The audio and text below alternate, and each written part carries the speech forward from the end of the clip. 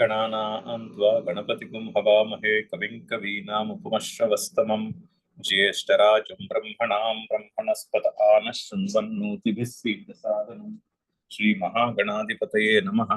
सदाशिवसमारम्भां शङ्कराचार्यमध्यमाम् अस्मदाचार्यपर्यन्तां वन्दे गुरुपरम्परां।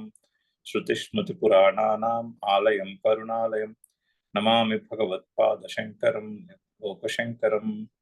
नारायणं नमस्कृत्य नरं चैव नरोत्तमं देवीं सरस्वतीं व्यासं ततो जयमुदीरयेत्। జై గురుదేవ్. 40వ శ్లోకం మొదలు పెట్టాము. చదువుదాం శ్లోకం ఒకసారి. నేహా విక్రమ నాశోస్తి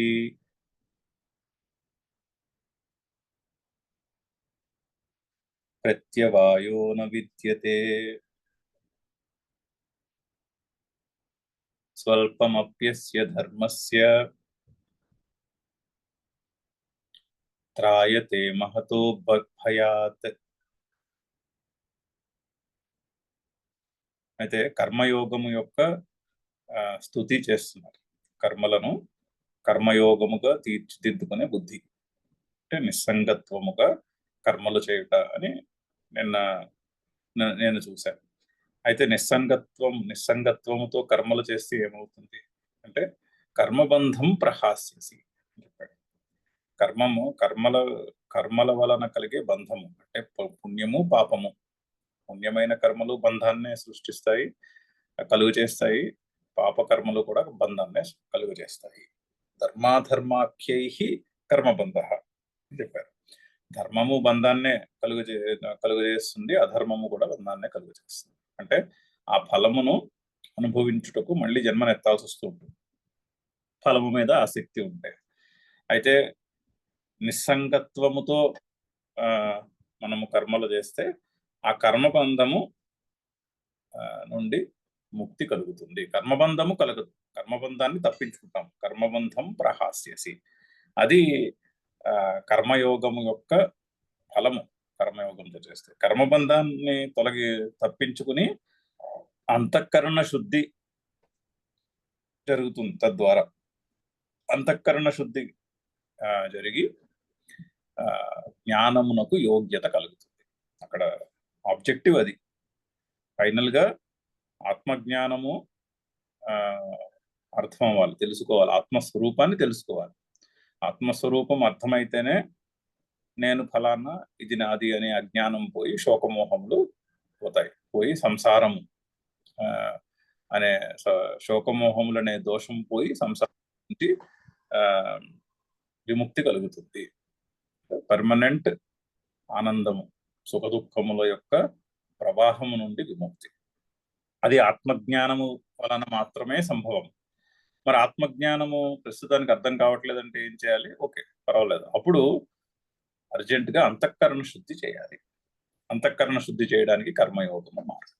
మనం చేసే కర్మలను కర్మయోగముగా తీర్చిదిద్దుకోవాలి. కర్మయోగంగా ఎంత మేరకు కర్మలను కర్మయోగంగా తీర్చిదిద్దుతాము అంటే కర్మలను మార్చుట కాదు, చేసే కర్మలే ఫలము మీద ఆసక్తి లేకుండా నిస్సంగత్వముతో చేయగలుగుతాము. అంత మేరకు కర్మబంధము తప్పించుకుంటాము. అది ఒక పెద్ద బెనిఫిట్.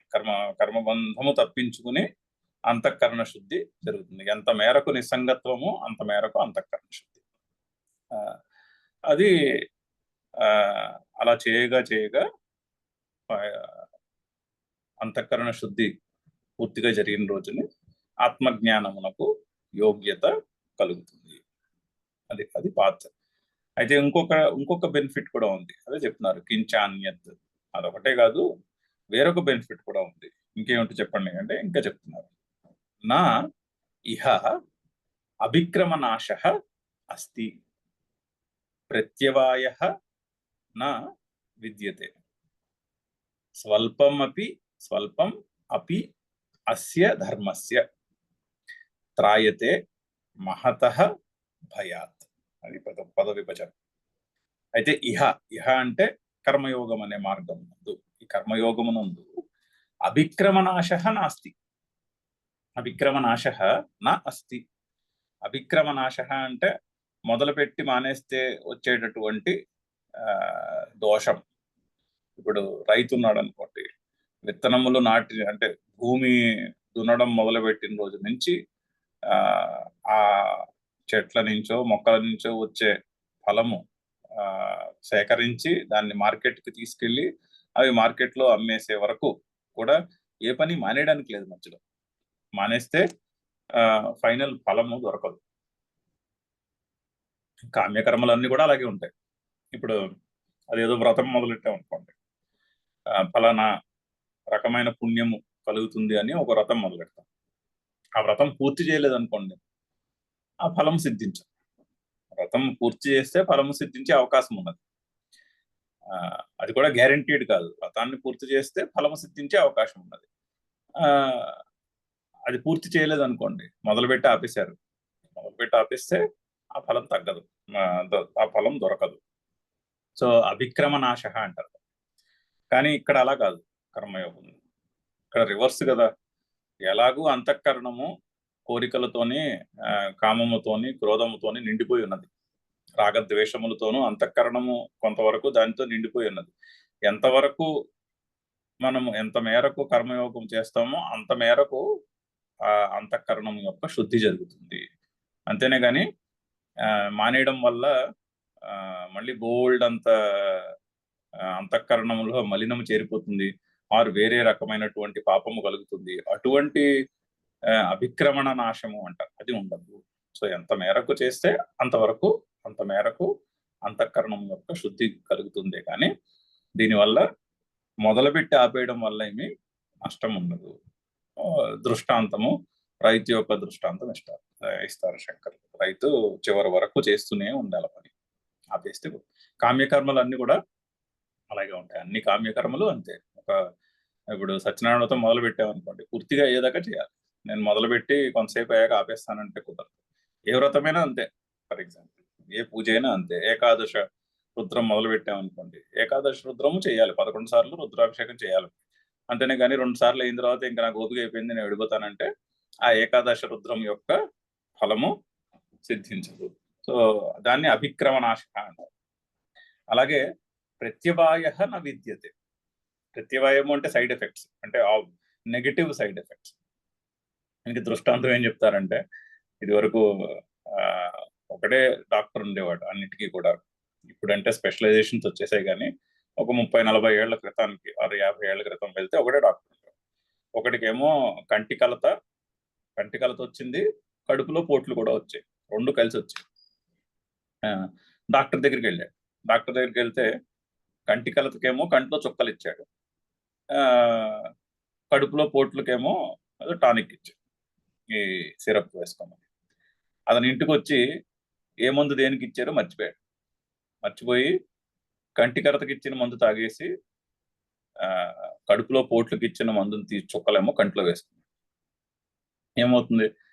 కళ్ళు బాగా మండి ఉంటాయి. దాన్ని ప్రత్యవాయము అంటారు. ఆపోజిట్ సైడ్ ఎఫెక్ట్, అంటే నెగిటివ్ సైడ్ ఎఫెక్ట్ అనమాట. అది ప్రత్యవాయం. ప్రత్యవాయ నా విద్యతే. ఇందులో నెగిటివ్ సైడ్ ఎఫెక్ట్ ఏమి ఉండదు. ఇది చేయడం వల్ల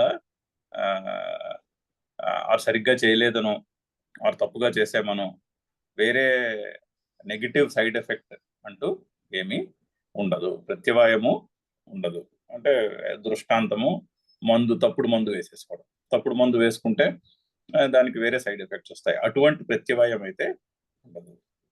అంతేకాదు ప్రత్యవాయ న విద్యతే, ప్రత్యవాయం అయితే ఉండదు. ఇంకా అస్య ధర్మస్య స్వల్పమపి, ఈ కర్మయోగం యొక్క స్వల్పము కూడా, కొంచెం అనుష్ఠించినా కూడా, స్వల్పమపి మహతః భయాత్ త్రాయతే, గొప్ప భయము నుండి రక్షించును. కొంచెము చేసినా కూడా చాలా గొప్ప భయము నుండి రక్షించును. గొప్ప భయము అంటే సంసారము యొక్క భయము నుండి కాపాడు. అంటే నాన్ స్టాప్ గా సంసారములో, జన్మ మరణములో, సుఖ దుఃఖముల యొక్క ప్రవాహంలో చిక్కుకుపోవుట అనే అతిపెద్ద భయము నుండి ఇది కాపాడుతుంది. మహతః భయాత్ త్రాయతే, చిన్న చిన్న భయాల నుంచి కాపాడదు. ఇప్పుడు అదైతే నాకు పాము అంటే భయం ఉంది, లేకపోతే వేరే ఇంకొక పని ఏదో చేయాలంటే హైట్స్ అంటే భయం ఉంది, కొన్ని రంగుల రాట్నం ఎక్కాలంటే నాకు ఎత్తులు ఎక్కితే భయము, అలాంటి వాటికి కాదు. మహతః భయాత్ త్రాయతే, చాలా గొప్ప భయం నుండి ఇది కాపాడుతుంది. ఏమిటా గొప్ప భయము అంటే సంసారములో పోవుటకు వలన వచ్చే భయము. అంటే నాన్ స్టాప్ సుఖదుఖముల యొక్క ప్రవాహంలో చిక్కుకుపోవుట అనే భయం నుండి ఇది రక్షించును, కొంచెం చేసినా కూడా. ఎందుకంటే ఎంత మేరకు నిస్సంగత్వముతో పనిచేస్తామో అంత మేరకు కర్మబంధము తప్పించుకుంటాము, అంత మేరకు కర్మబంధము తగ్గుతుంది, అంత మేరకు పుణ్యకర్మ పాపకర్మ అనేటటువంటి కర్మల యొక్క బ్యాంక్ బ్యాలెన్స్ లో కొత్త కర్మలు ఏడవు. ఉన్న కర్మలు నశిస్తాయే గాని కొత్త కర్మలు కర్మల యొక్క బ్యాంక్ అకౌంట్ కి యాడ్ అవుతూ ఉండవు, ఉన్నవి ఖర్చు అయిపోతాయి అంతే. సో అందుకని ఎంత మేరకు నిస్సంగత్వంతో పనులు చేస్తే అంత మేరకు చాలా గొప్ప భయం నుండి ఉపశమనము రక్షణ కలుగుతుంది, చాలా గొప్ప భయం నుండి రక్షణ కలుగుతుంది. శంకరుల మాటలు చదువుదాము. నా ఇహ మోక్ష మార్గే కర్మయోగే. ఇహ అంటే మోక్ష మార్గే కర్మయోగే అంటే ఇక్కడ చెప్తున్న టాపిక్ కర్మయోగం. అంటే ఇహ అంటే ఈ కర్మయోగము నందు అభిక్రమనాశః అభిక్రమః ప్రారంభః. అభిక్రమము అంటే ప్రారంభించుట అని అర్థం. సో తస్య నాశః నాస్తి, దాని యొక్క నాశనము. అభిక్రమః అంటే ప్రారంభః, తస్య నాశః అది అభిక్రమ నాశః అంటే ప్రారంభము యొక్క నాశనము. అంటే మొదలుపెట్టి ఆపేస్తే వచ్చేటటువంటి నష్టము అది నాస్తి, అది ఉండదు. ఏ విధముగా ఎగ్జాంపుల్ ఇస్తున్నారు. యథా కృష్యాదేహే. కృషి అంటే వ్యవసాయం, సంస్కృతంలో రైతు చేసే పనుల యొక్క అని అర్థం. కృష్యాదేహే రైతు యొక్క పనుల వలె అని అర్థం. కృష్యాదేహే రైతుకి మొదలుపెట్టి ఇందాక చెప్పుకున్నా, మొదలుపెట్టి ఆపేస్తే నష్టమే, మొదలుపెట్టి ఆపేస్తే కుదరదు, చివరిదాకా తను చేయాల్సిన పని చేస్తూనే ఉండాలి. ఇక్కడ అలా కాదు. యోగ విషయే ప్రారంభస్య అనైకాంతిక ఫలత్వం ఇత్యర్థః.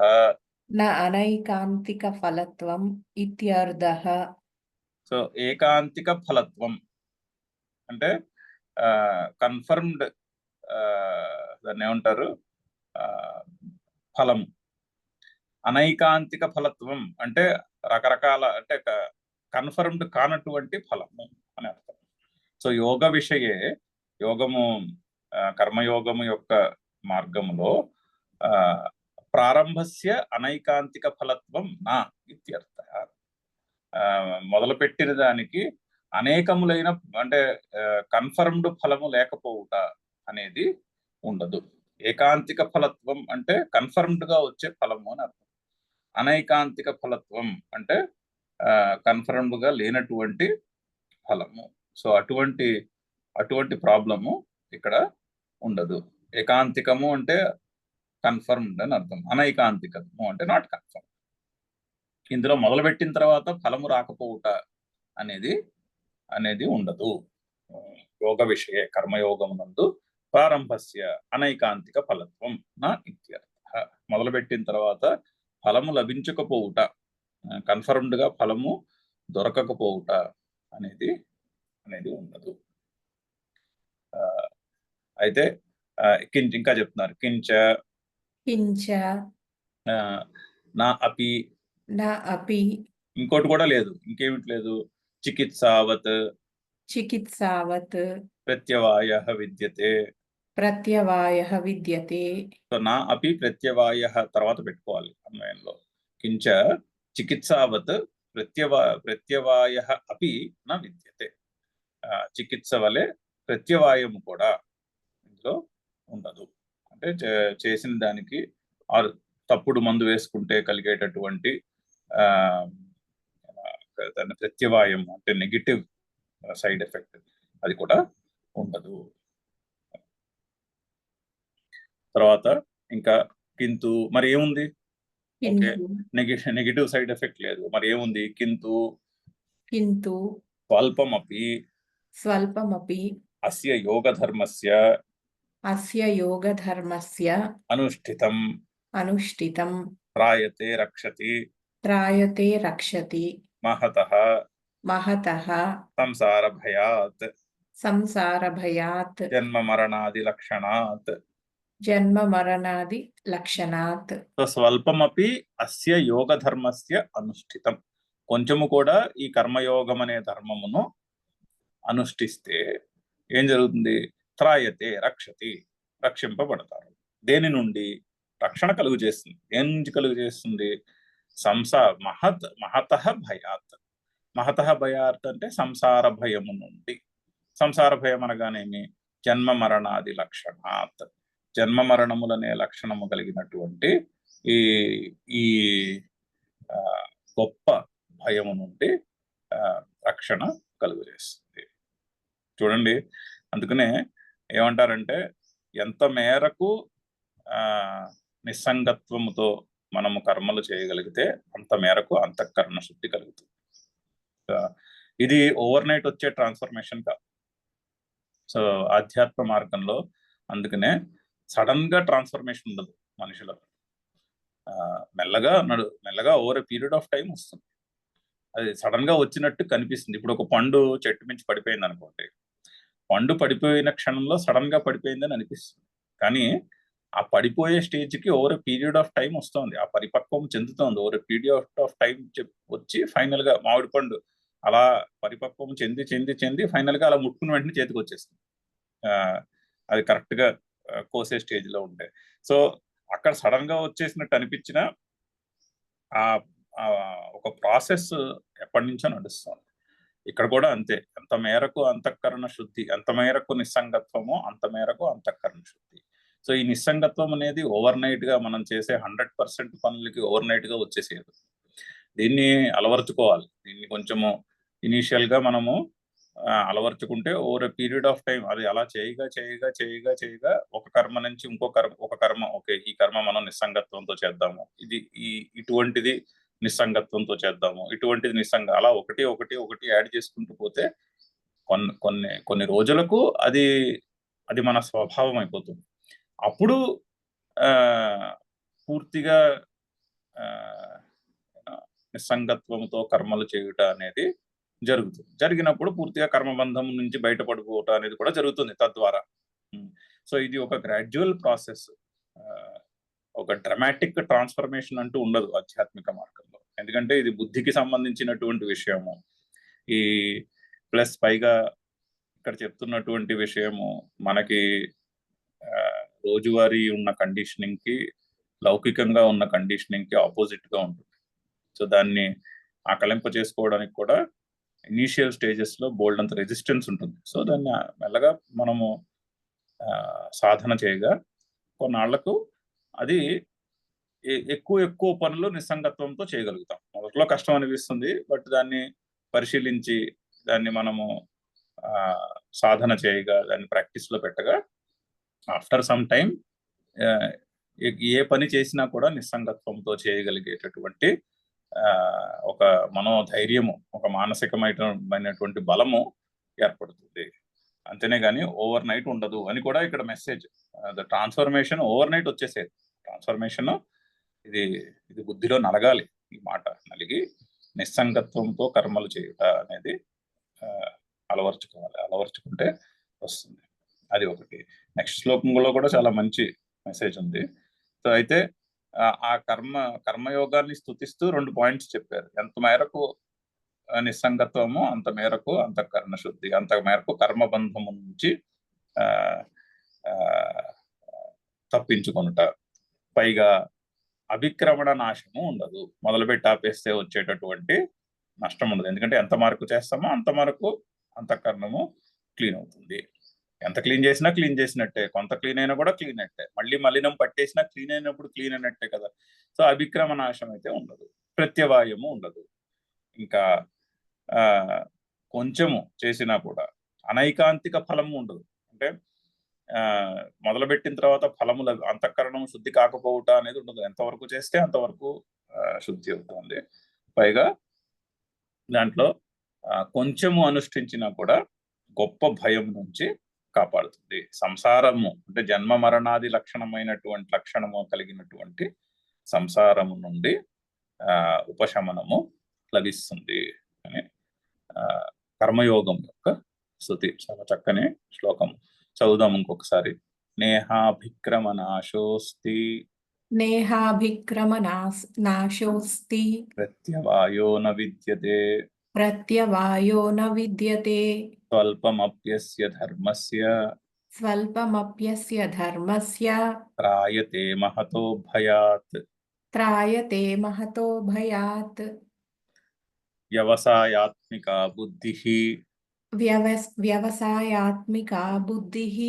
ఏకేహ కురు నందన బహుశాఖాహ్యనంతాశ్చ బుద్ధయో వ్యవసాయినాం. అవతారికి చదువుతాము. ఏయం సాంఖ్యే బుద్ధిః ఉక్తా యోగే చ వక్ష్యమాణ లక్షణా సా. అదే ఇంతకు ముందు సాంఖ్య బుద్ధి చెప్పారు, దాని యొక్క లక్షణాలు చెప్పారు. వక్ష్యమాణ లక్షణ ఏం సాంఖ్య బుద్ధి ఉక్త, ముందు సాంఖ్య బుద్ధి చెప్పబడినది. అంటే సాంఖ్యము యొక్క జ్ఞానము చెప్పబడినది, ఆత్మ విచారము యొక్క ఆత్మస్వరూపము యొక్క బుద్ధి గురించి చెప్పబడింది.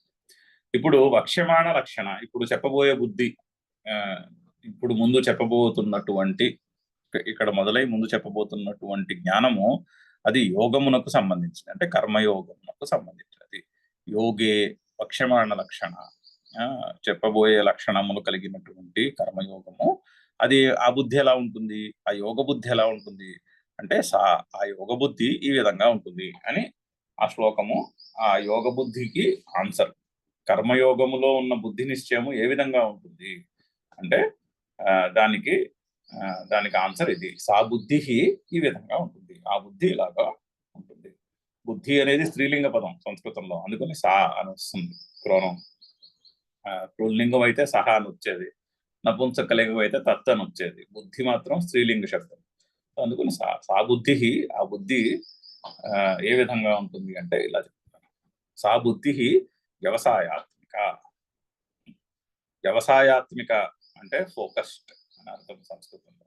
నిశ్చయ బుద్ధి అని అర్థం. నిశ్చయము, ఒక బలమైన నిశ్చయము కలిగి ఉంటుంది, అంటే ఫోకస్డ్ గా ఉంటుంది, షార్ప్ ఫోకస్ తో ఉంటుంది వ్యవసాయాత్మిక బుద్ధి.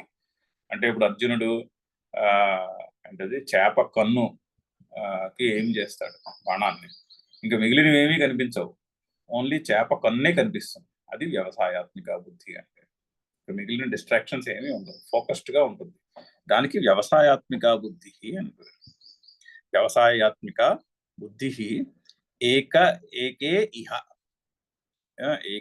ఇహ కురునందన, హే కురునందన, ఇహ వ్యవసాయాత్మిక బుద్ధి ఏకే బహుశాఖాః హి అనంతాః చ బుద్ధయః అవ్యవసాయినాం.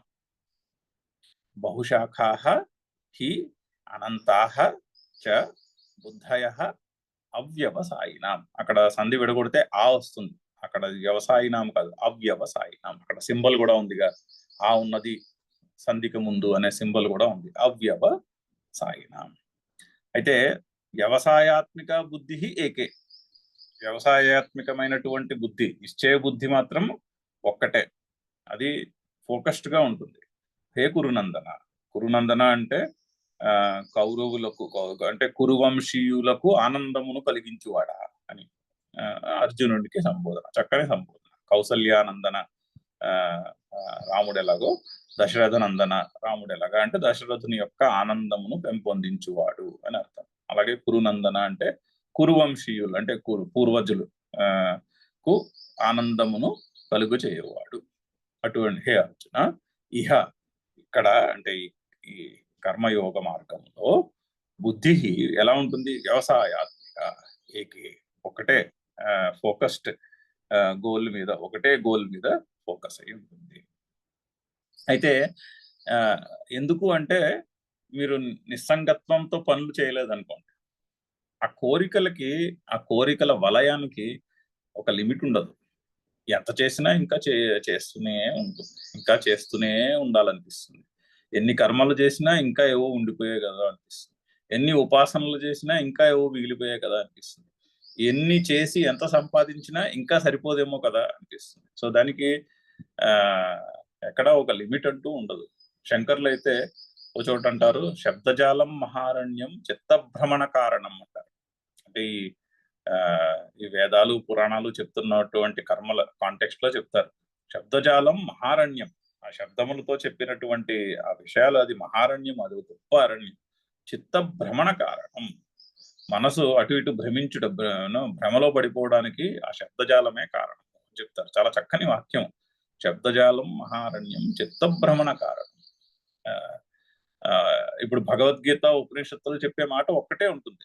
మీరు ఎంత చదివిన, ఇప్పుడు భగవద్గీత చదువుతాం కదా మనం, ఈ సెకండ్ చాప్టర్ లోనే చూస్తాం. ఇక్కడ నుంచి 11వ శ్లోకం నుంచి 30వ శ్లోకం దాకా ఒకటే మాట చెప్పారు. ఒకటే మాటని రకరకాలుగా చెప్పారు. ఏం చెప్పారు? ఆత్మ నిత్యము, ఆత్మకు అంటే జన్మము మరణము వంటి వికారములు ఏమి ఉండవు, నీ స్వరూపము శరీరము కాదు, మార్పులు జరుగుతున్నటువంటి శరీరంలో ఉన్నా కూడా నీ స్వరూపము మార్పులు లేనటువంటి నిత్యమైనటువంటి అవినాశి అయినటువంటి అవ్యయమైనటువంటి అప్రమేయమైనటువంటి ఆ చైతన్యం. ఇదే మాట చెప్పారు 20 శ్లోకాల్లో. ఆత్మ విచారము యొక్క కాంటెక్స్ట్ లో ఒకటే మాట చెప్పారు, వేరే మాట చెప్పలేదు, అదే మాట చెప్పారు. ఇప్పుడు ఏం చెప్తున్నారు? కర్మయోగం చెప్తున్నారు. ఈ కర్మయోగం సెక్షన్ లో ఇక్కడ నుంచి చివరి దాకా 18వ చాప్టర్ దాకా ఈ కర్మయోగం మాట ఎక్కడ వచ్చినా ఇదే మాట చెప్తారు, నిస్సంగత్వంతో పనిచేయాలి. భక్తి యోగం అంటారు, నిస్సంగత్వంతో భక్తి యోగం చేయాలి. అంటే భగవంతుని యొక్క పనులు భగవంతుని కొరకు చేయాలి, అది కూడా నిస్సంగత్వంతో చేయడమే. మీరు ఎటు నుంచి ఎటు వచ్చినా, మీరు కర్మయోగం చదివిన, భక్తి యోగం చదివిన, జ్ఞానయోగం చదివిన, ఎటు నుంచి వచ్చేదినా అదే మాట చెప్తారు, వేరే మాట చెప్పదు భగవద్గీత. కానీ మీరు కర్మకాండకి వెళ్ళారనుకోండి, ఇప్పుడు మనము రిచువల్స్ సెక్షన్ లోకి వెళ్ళామనుకోండి, అవి వైదిక కర్మలు అవ్వచ్చు, లేదా పురాణముల నుంచి వచ్చినటువంటి ఇప్పుడు ప్రచారంలో ఉన్నటువంటి కర్మలు అవ్వచ్చు. వాటికి ఎండ్లెస్. యోగంలోకి వెళ్ళారు అనుకోండి, ఎండ్లెస్. ఆ ఆసనాల కాంబినేషన్లకు ఎండ్లెస్. అది దానికి ఇంక ఎండ్ ఉండదు. ఇలా చేస్తే అలా అలా చేసి ఇంకా చేయాలి, ఇంకో 4 ఆసనాలు చేయాలి, ఇంకో 4 ప్రాణాయామాలు, ఎన్ని ప్రాణాయామాలు, ధ్యానాలు, ఎన్ని రకాల ధ్యానాలు, ఉపాసనలు, ఎన్ని రకాల ఉపాసనలు, అసలు వాటికి ఎండ్ ఉండదు. అవి చిత్తభ్రమణ కారణం అంటారు శంకర్లు చోట. సో అది దాని పరిస్థితి. కర్మయోగం ఎందుకంటే కోరికలను బట్టి ఉంటాయి అవన్నీ. ఇలా ఉండాలంటే ఇది చేయాలి, ఇది సాధించాలంటే ఇది చేయాలి, ఈ ఫలానా కోరిక తీరాలంటే ఫలానా కర్మ చేయాలి, ఫలానా అది సాధించాలంటే ఫలానా చేయాలి, శరీరం ఫలానా ఫ్లెక్సిబుల్ గా ఉండాలంటే ఫలానా ఆసనం చేయాలి. ఇంకా దానికి ఎండ్లెస్, దానికి ఒక ఫుల్ స్టాప్ కామా మీరు పెట్టలేరు, పెట్టే అవకాశమే రాదు. అదే చెప్తున్నారు. అవ్యవసాయిన అంటే ఫోకస్ లేనటువంటి బుద్ధికి. కర్మయోగంలో ఫోకస్ ఎక్కడ ఉంది? కర్మయోగంలో ఫోకస్ ఏముంది? ఆ ఫలమునకు ఇది, ఈ ఫలమునకు ఇది, చాయిస్లు, ఎండ్లెస్ చాయిసెస్ కర్మలకు. మీరు అబ్జర్వ్ చేశారో లేదో, పూజలు హోమాలు చేయించుకుంటే ఓవర్ ద ఇయర్స్ మనం కొన్ని 10-15 సంవత్సరాలుగా అయినా మీరు పూజలు అబ్జర్వ్ చేస్తూనే ఉండి, ఇంకా 25 సంవత్సరాల మట్టి పూజలు అవి కొంచెం చేస్తున్నప్పుడు అబ్జర్వ్ చేస్తూనే ఉంటారు. మీరు పురోహితులు చెప్పే సంకల్పాలు చూస్తే, నా మాట కింద తీసుకోక్కర్లేదు, మీరే పరిశీలించి చూడండి. ఆ పురోహితుడు చెప్పే సంకల్పము 5 ఏళ్ల క్రితం చెప్పిన సంకల్పానికి, ఈ రోజు చెప్తున్న సంకల్పానికి మీరు తేడా గమనించారో లేదో? ఆ సంకల్పంలో ఉండే కోరికల లిస్టు పెరిగిపోతుంది. ఆరోగ్య ఐశ్వర్య అభివృద్ధి అర్థం అని అనేవారు ఒకప్పుడు, అక్కడతో ఆగిపోయేది. ఇప్పుడు కొంచెం సంస్కృతం కొద్దిగా మీరు అబ్జర్వ్ చేయడం మొదలు పెడితే 5 పేజీల సంకల్పం చదువుతారు. ఎంత పెద్ద పూజ అయితే అంత పెద్ద సంకల్పం ఉంటుంది. అంటే అన్ని రకాల కోరికలు తీరుతాయని చెప్తారు. మీరు హోమము 5,000 కట్టి చేయించుకుంటారా, 25,000 కట్టి చేయించుకుంటారా అన్న దాన్ని బట్టి ఉంటుంది. 5,000కి చేసే పురోహితుడు చిన్న సంకల్పం లిస్టు చెప్తారు. 25,000 ఇచ్చే వాళ్ళ దగ్గర 5 పేజీలు ఉంటుంది సంకల్పం. సో అది బహుశాఖాః అనంతాః అంటే అర్థం అది. అవ్యవసాయినం అంటే ఫోకస్డ్ మైండ్ లేని చోట, ఫోకస్డ్ బుద్ధి లేని చోట అనంతాః బహుశాఖాః బుద్ధయః బుద్ధులు. అవ్యవసాయినాం బుద్ధయః. బుద్ధయః అంటే బుద్ధి శబ్దమునకు బహువచనం. బుద్ధి, బుద్ధి, బుద్ధి, బుద్ధయః. అవ్యవసాయినాం బుద్ధయః ఫోకస్డ్ లేనటువంటి బుద్ధులలో, బుద్ధులు అవన్నీ 1, 2 కాదు, బహుశాఖాః అనంతాః. అంటే చూడండి, శ్రీకృష్ణుడు కాలానికే కర్మకాండలో అన్ని వెరైటీలు ఉన్నాయి. అన్ని అంటే కదా, ఫిలాసాఫికల్ స్కూల్స్ ఆఫ్ థాట్, మతములో కూడా అన్ని రకాల భేదాలు ఉన్నాయన్నమాట ఆ రోజుకే. బహుశాఖాః అనంతాః అని 5,000 సంవత్సరాల క్రితం చెప్పినప్పుడు చెప్పిన మాట. అంటే ఆ రోజుకే మతములో అన్ని భేదములు, అన్ని రకాల భేదాలు. 1 మతంలోనే భేదాలు, 2 చేసే కర్మలలో కూడా బోల్డ్ అన్ని చాయిసెస్. ఆ రోజుకే అంత బాగా అది కర్మ అంత పెద్ద, అంటే అంత బాగా విస్తరించి ఉన్నది అప్పటికి. సో అవ్యవసాయినాం బుద్ధయః ఫోకస్ లేనటువంటి బుద్ధులు అనేకములు. బహుశాఖాః ఎన్నో శాఖలు, ఎన్నో సబ్ కర్మలు. కర్మలో ఒక సెక్షన్, ఇంకో సెక్షన్ బహుశాఖాః అవి. అనంతాః అవి అనంతములు, దానికి ఎక్కడ ఎండ్ ఉండదు. శంకర్ల మాట చదువుదాము. వ్యవసాయాత్మిక నిశ్చయ స్వభావ. వ్యవసాయాత్మిక అంటే నిశ్చయము కలిగినటువంటిది. నిశ్చయ స్వభావం. కేవలము గోల్ మీదే ఫోకస్. అర్జునుడి దృష్టి చేప కన్ను మీద ఉంది, ఇంకెక్కడా లేదు. అలాగే కర్మయోగంలో దృష్టి ఎక్కడ ఉంటుంది? అంతఃకరణ శుద్ధి ఒక్కటే గోల్, ఇంకేమీ గోల్ లేదు అక్కడ.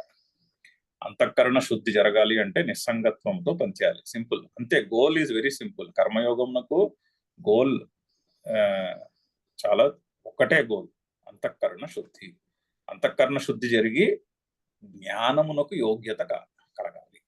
అది ఆ జ్ఞానమునకు యోగ్యత కలిగిన తర్వాత తద్వారా మోక్షం.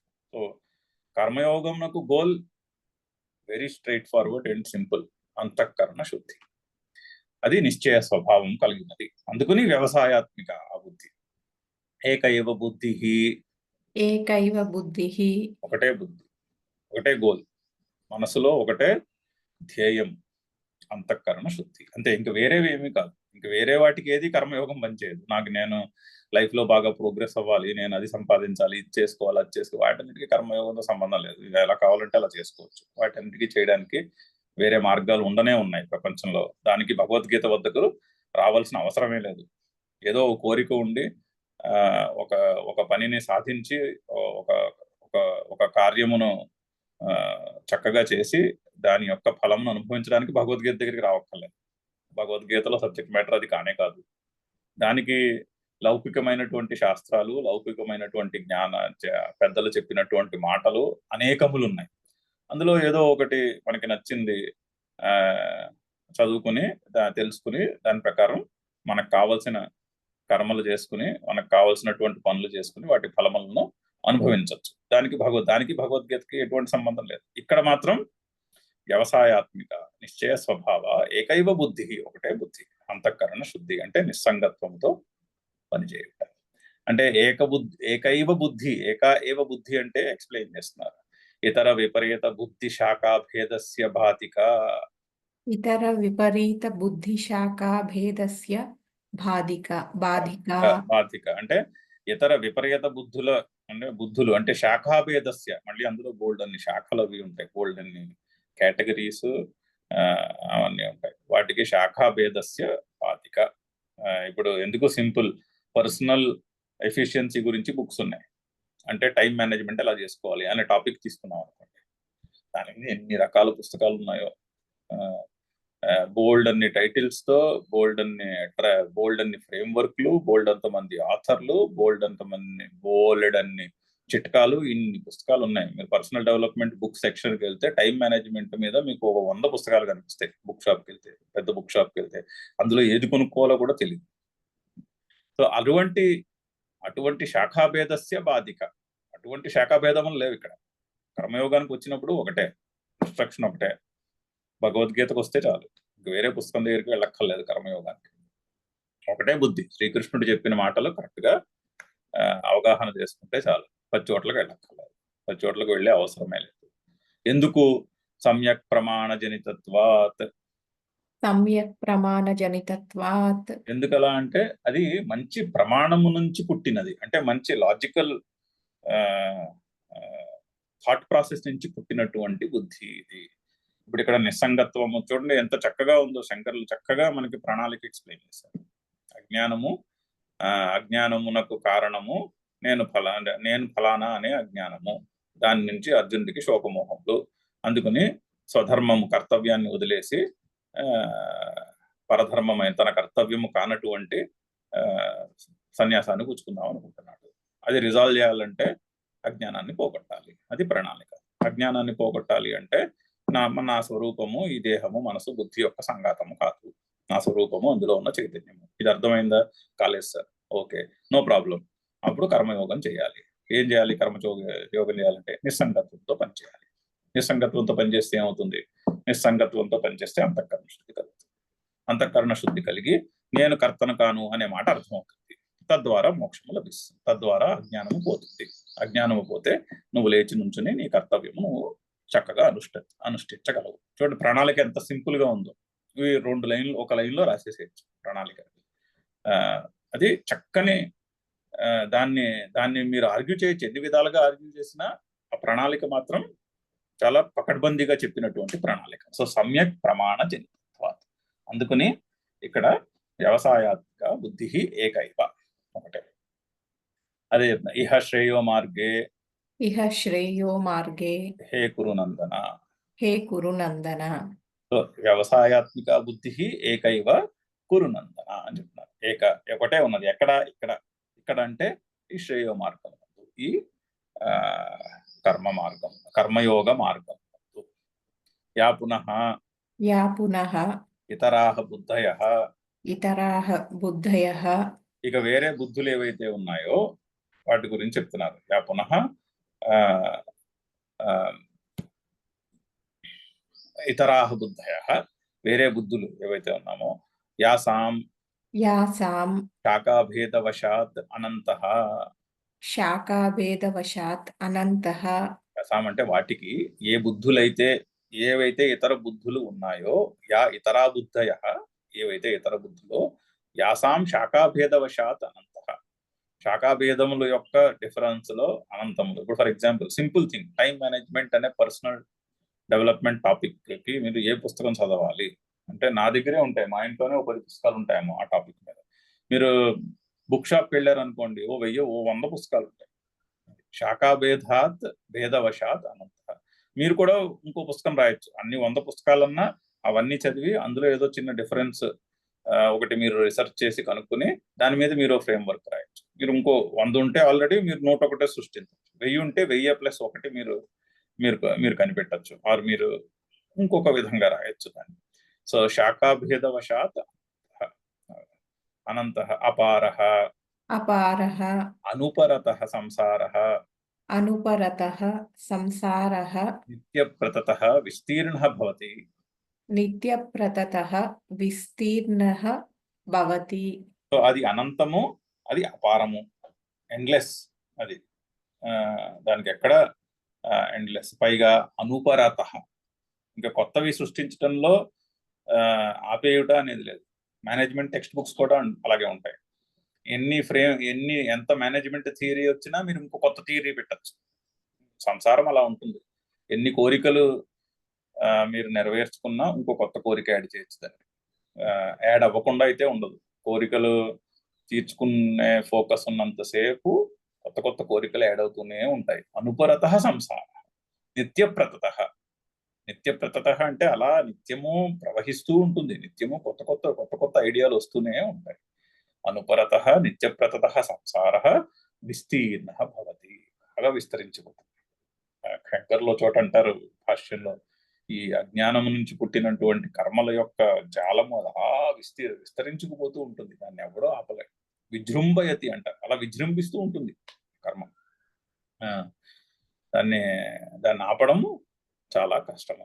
మనకి ఎంతవరకు అవసరమో చూసుకోవాలి, అంతే. చూసుకుని నిస్సంగత్వములో అడుగు పెట్టేసేయాలి. ఎంత తొందరగా నిస్సంగత్వంలో అడుగు పెడితే అంత మంచిది. ఆ నిస్సంగత్వంలో అడుగు పెట్టనంత కాలము ఆ కర్మల యొక్క ఆ వలయం ఏదైతే ఉందో, ఆ సంసారం యొక్క ప్రవాహము అది అలా విస్తరిస్తూనే ఉంటుంది. ఎందుకు విస్తరిస్తుంది? ప్రమాణ ప్రమాణజని వివేక బుద్ధి నిమిత్తవశాశ్చ. ప్రమాణజని వివేక బుద్ధి నిమిత్తవశాచ. అయితే ఈ విస్తరించిపోతున్న సంసారంలోకి ఏమిటి విరుగుడు అంటే ప్రమాణజని వివేక బుద్ధి నిమిత్తవశాశ్చ. అంటే బాగా తర్కించినటువంటి వారు బాగా పరిశీలించినటువంటి వివేకం. ప్రమాణజని వివేక బుద్ధి నిమిత్తవశాచ. అటువంటి వివేకము అంటే ఉపరతాసు ఉపరతాసు అనంత భేద బుద్ధిషు అనంత భేద బుద్ధిషు సంసారః అపి ఉపరమతే. సంసారః అపి ఉపరమతే. సో వ్యవసాయాత్మిక బుద్ధి యొక్క ప్రయోజనము ఇది. ఆ వ్యవసాయాత్మిక బుద్ధి నిశ్చయ స్వభావము కలిగినటువంటి బుద్ధి ప్రమాణజని వివేక బుద్ధి నిమిత్తవశాచ. ఇప్పుడు శంకర్లు చెప్పిన ప్రణాళిక అది ప్రమాణజని వివేక బుద్ధి నిమిత్తం నుంచి వచ్చింది. అంటే ఒక మంచి వివేకము నుంచి పుట్టినటువంటి థాట్ ప్రాసెస్ అది. అంతఃకరణ శుద్ధి చేయాలి. నీకు నీ స్వరూపం అర్థం కావట్లేదా, మరేం పర్వాలేదు, అంతఃకరణ శుద్ధి కలగాలి. అంతఃకరణ శుద్ధి కలగాలంటే నిస్సంగత్వంతో పనిచేయాలి.